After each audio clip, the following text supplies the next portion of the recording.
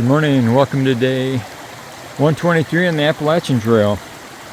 Well, we just left the shelter area where we tented last night. It was a very long day yesterday. We got to the first shelter we had planned to hike, which is about 8.5 miles. It wasn't even noon yet. And it was a nice day, so we kept going. It's slow going along the waterfall, just because of the rocks you got to climb down. But some nice views of the waterfalls. But when we continued past the highway, that was our mistake. We should have stopped at the highway. There was a tent site just a short distance back, an unofficial site, and would have made for a decent day. We still would have been done by 2:30ish. Instead, we kept walking, and then it almost committed us to coming all the way here. An extra 9 miles, which might not have been bad, but it was very rocky and extremely muddy over much of the course. So we didn't get here until like 8:30. Getting a late start today, but that's all right. It's another beautiful day. Start today with a river crossing.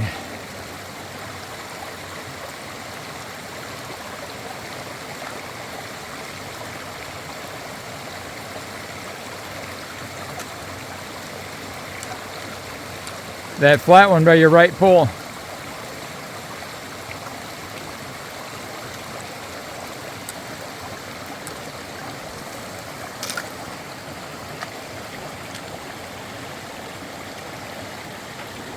Over here.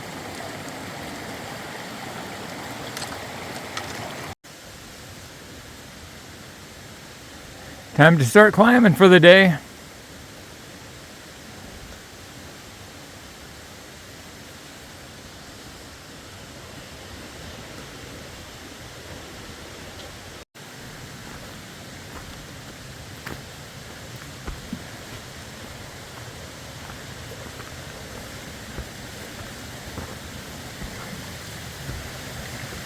Lots of little side streams we crossed today already. And we're going to have some waterfalls ahead, so that's pretty exciting.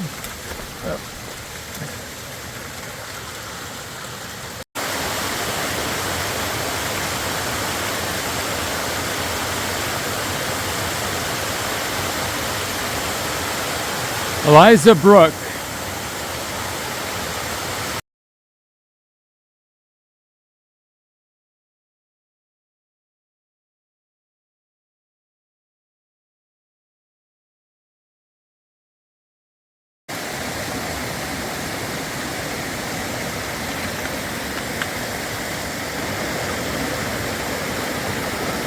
We're going to continue following the stream for a ways.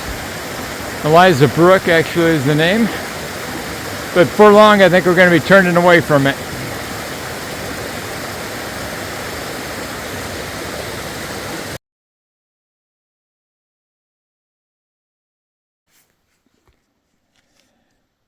Sitting down to change shoes.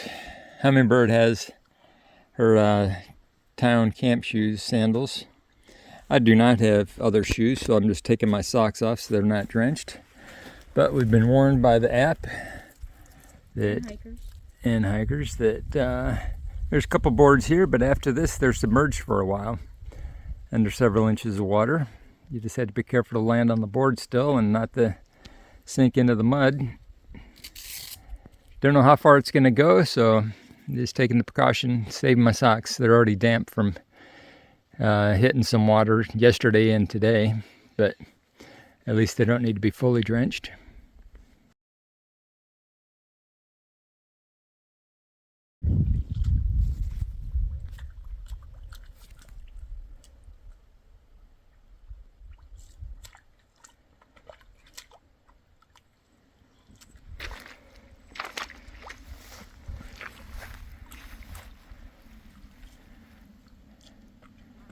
Yeah, walk cautiously because the logs are going to end the boards. I think you're near the end of them.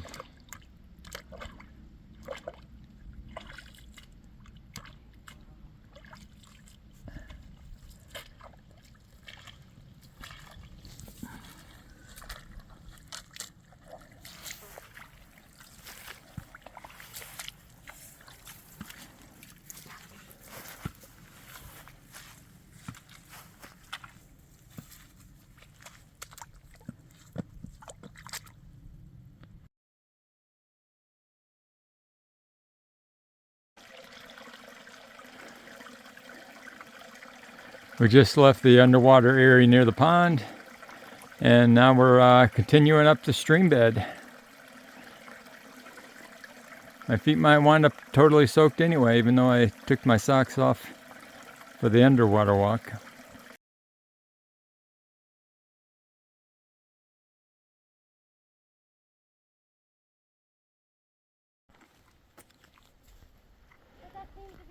We still have 3/10 of a mile to the summit of South Kinsman, but the views are good. Finally a clear day.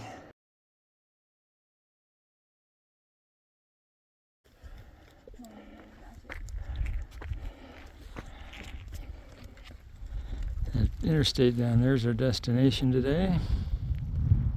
Oh, is that where it is?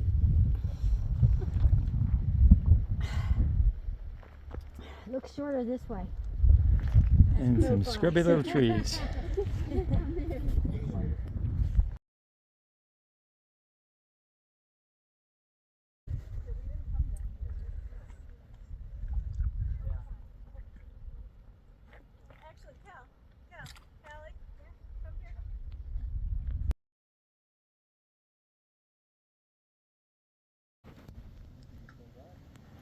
So Franconia Ridge there. We'll be heading up toward that tomorrow. I don't know if we make it up there or not. Might be the next day.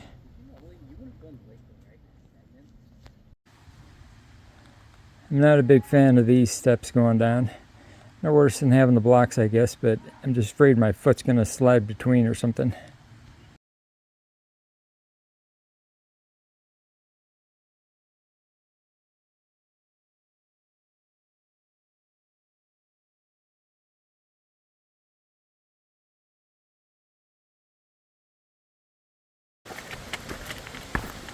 We have about 3.5 miles to the parking lot where we can get picked up by the shuttle. A little under 2 hours.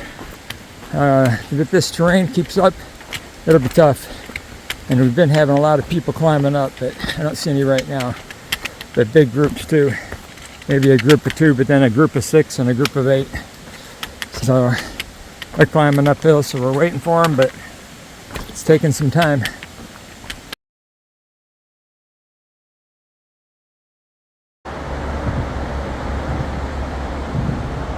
The river's coming under the Interstate 93 that we're crossing under.